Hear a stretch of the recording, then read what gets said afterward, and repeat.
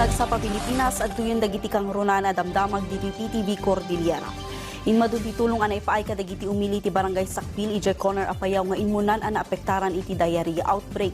Nupay kasta parikod dagiti masaknan iti rural health unit isan apanang surot dagiti daddu mga umili ti umnoa sanitation maitunos iti DOH standard tapno maliklikan ti daddu mga sakit iti komunidad.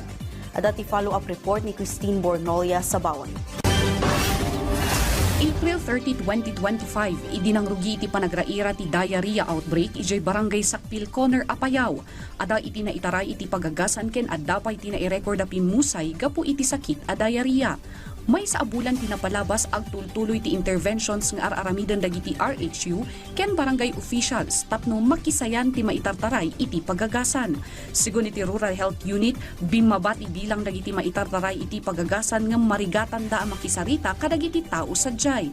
Gaputa kaaduan kadakwada, ket saan da makiparticipate, ken saan da apatyan ti ibagbaga ti RHU nang runa no mainay iti sanitation. Sigun iti RHU saan nga umno a sanitation ti kita da amay sa arason no apay nga adalata ti makapaspasar iti sakit saan lang nga ti diarrhea ngam karaman ti dengue ken leptospirosis. Dahil sa katigasan din ng mga constituent, parang nahihirapan din po kami kasi hindi po sila maniwala sa mga IECs. Yung mga tao po kasi dito, mahirap po sila kausapin.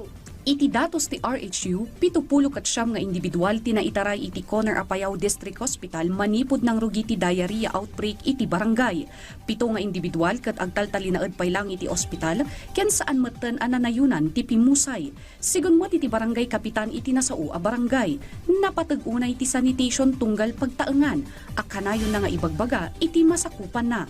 Kinunanapay akaadwan kadagiti balay sadyay awan tinaurnos a septic tank dagitoy. Isu nga idagdagadag na a maadaan da kuma iti naurnos a septic tank.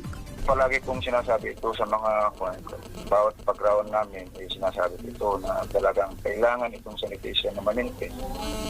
Kasi yung mga langaw na dumapo sa dumi ng mga bata yan sa paligid-ligid pupunta sa pagkain. Saka itong tubig not safe kasi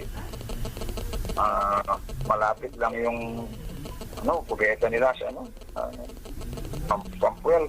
Ma'am, ang gusto ko lang po sa mga constituent po sila makipag-isa po sa amin na mapaniwalaan din po yung mga sinasabi namin at saka maglinis po sila kasi yun po yung number 1 kasi po ma'am na gagawin muna. Kabayatan na, ang tultuloy ang makauawat ti tulong ti barangay Sakpil manipod nagduduma a sektor, pribado man wenno publiko. Nakaawat da iti nalinis a danong, hygiene kit ken agas.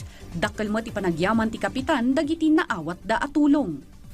Nagpapasalamat po kami dito sa aming barangay, lalo na sa mga barangay official dahil ang dami na yung tulong ng iba't ibang agencies, mga politikos at saka ibang private.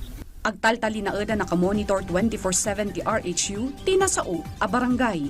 Christine Bornolia sa Baway para iti Pambansang TV iti Baro a Pilipinas.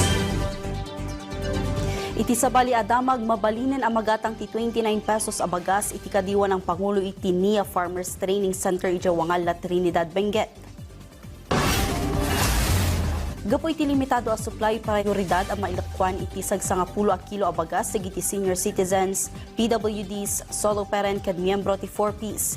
Kabayatan naman namnama may lepas into Nobyembre iti agdamatawan ti Manariman a Marimay Small Reservoir Irrigation Project iti Barangay Malig. Puntirya ti proyekto ang makaipaay iti umdas a supply ti danum kadagiti agricultural land iti Barangay ti Alig, Baluyan, Malig ken Santa Maria iti Flora Apayaw. Manamnama mapagnumaran ken mapagdanuman dayto iti 1,178 hectares at talon ti talugasot a Manlalod. Dagiti kang runan adamdamag dito PTV Cordillera, i-like, i-follow ken nag-subscribe iti social media platforms ti PTV Cordillera iti Facebook, TikTok ken YouTube. Para iti PTV balita ngayon sa probinsya, siya ni Audrey Villana, na Imbagnal daw.